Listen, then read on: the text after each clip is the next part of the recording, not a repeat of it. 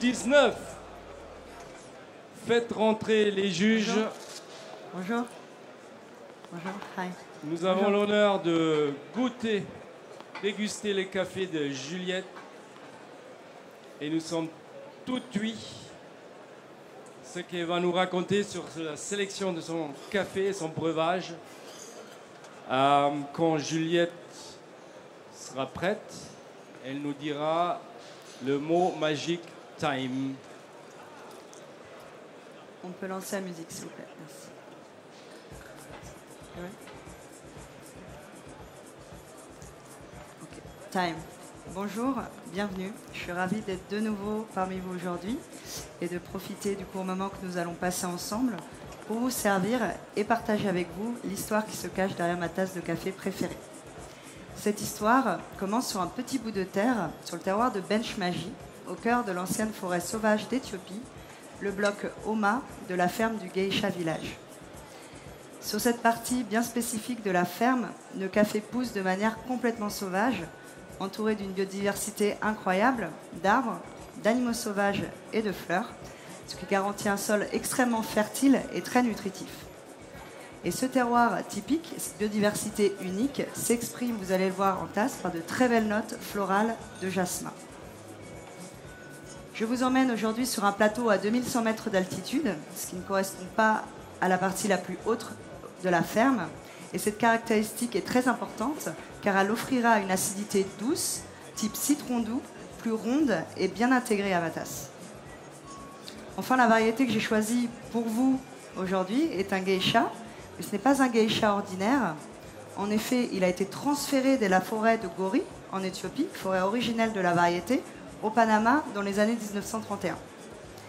Adam le fermier l'a par la suite réintroduit dans sa ferme au Geisha Village.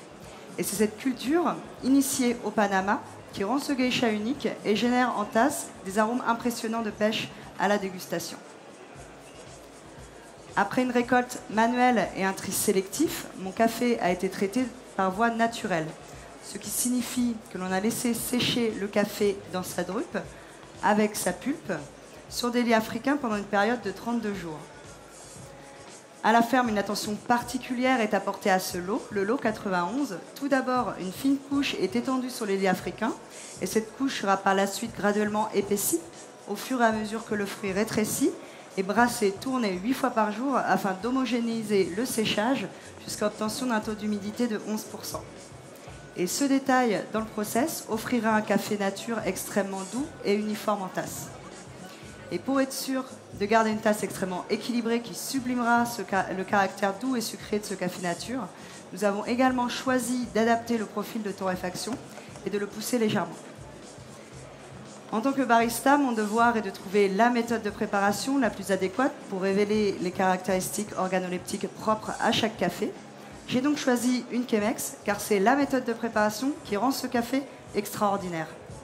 Et ce sont en effet les filtres utilisés qui rendent cette cafetière unique, car ils me permettent de filtrer davantage de particules aromatiques que n'importe quelle autre méthode de préparation et augmentent la transparence et l'uniformité de ma tasse. Pour garder une tasse extrêmement équilibrée après extraction, nous avons également choisi de laisser le café dégazer au minimum 7 jours après torréfaction. En raison de l'épaisseur du filtre, le débit d'extraction est plus lent, ce qui me permet d'utiliser une mouture plus grossière, tout en gardant l'intensité en tasse, et me permet par conséquent d'extraire un café de qualité supérieure au caractère très juteux.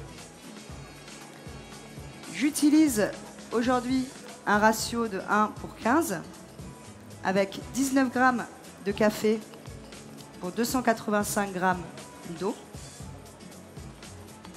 Pourquoi ce ratio? Car il me permet d'optimiser l'intensité aromatique de ma tasse. Ma température d'infusion est à 92 degrés pour faire ressortir les notes de fruits tropicaux de ce café. Je vais tout d'abord réaliser une pré-infusion, c'est-à-dire que je viens saturer ma mouture avec 40 g d'eau pendant 40 secondes afin de préparer mon café à une extraction homogène et ainsi éviter toute disparité qu'il puisse y avoir entre la partie haute et la partie basse de mon lit de café. Je vais ajouter ensuite 60 g d'eau toutes les 40 secondes pour venir agiter mon café et créer des turbulences.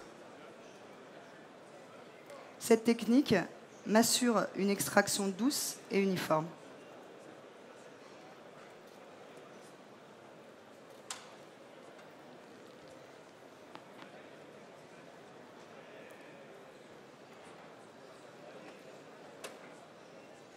Ma longueur d'extraction est de 4 minutes.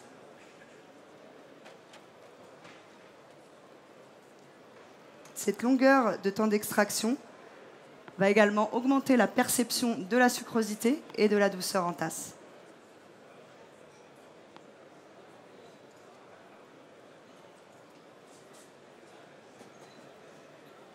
Le temps que je finisse ma préparation,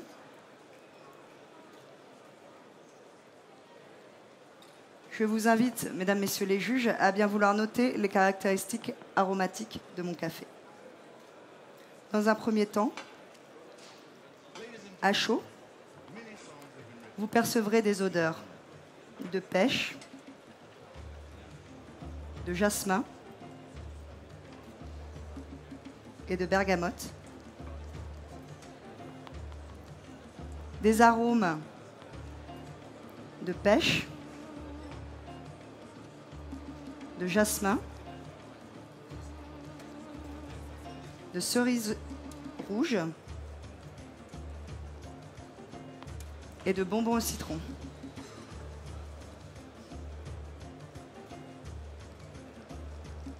La longueur est longue, sucrée, avec des notes de bergamote. La vivacité est d'intensité moyenne, citrique, rappelant le citron doux. Le corps est moyen et juteux.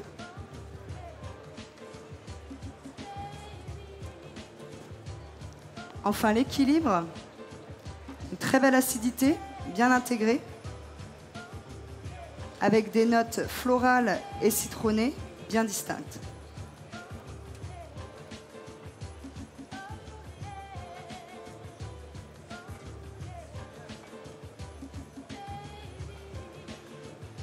Dans un deuxième temps, à froid, vous percevrez des odeurs de jasmin et de bergamote,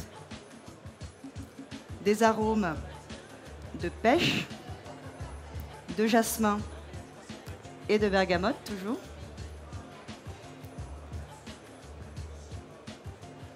La longueur sera longue, juteuse,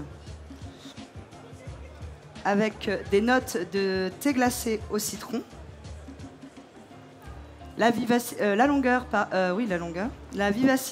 sera moyenne à élevée, citrique, rappelant le citron doux. Le corps sera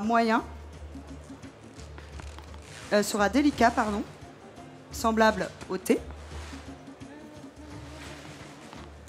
Enfin, l'équilibre, une tasse vibrante, une très belle acidité et un profil de thé glacé rafraîchissant.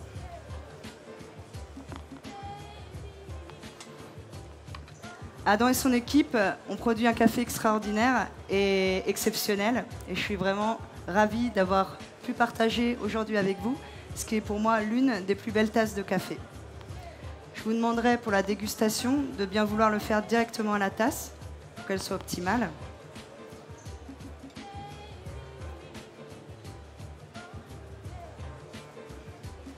Je vous souhaite une très bonne journée et une excellente dégustation, s'il vous plaît.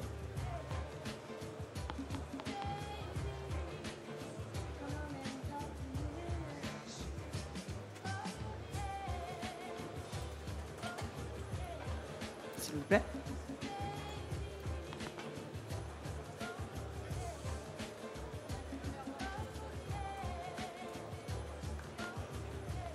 Merci. Merci.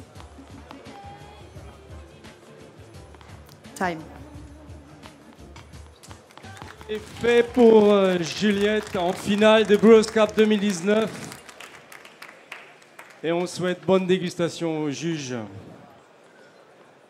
Est-ce que tu as la force pour un mot? Oui, peut-être bien nous sûr. dire un peu le travail que ça représente pour préparer la tasse idéale pour toi.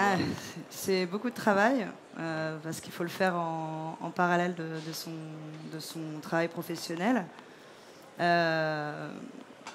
Des heures et des heures, des échanges, parce que j'avais un coach aussi qui était là. D'ailleurs, je le remercie. Il n'est pas là aujourd'hui, mais c'est aussi grâce à lui que je suis ici aujourd'hui. Et oui, c'est beaucoup d'entraînement, très peu d'heures de sommeil.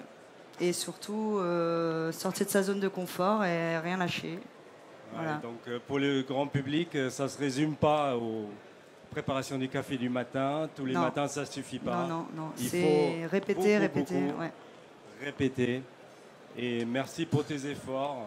Merci ça a l'air à vous. délicieux et on te souhaite bonne chance. Merci beaucoup. Allez, pour Juliette, un applaudissement peut-être encore. Allez, tu es libérée. Merci.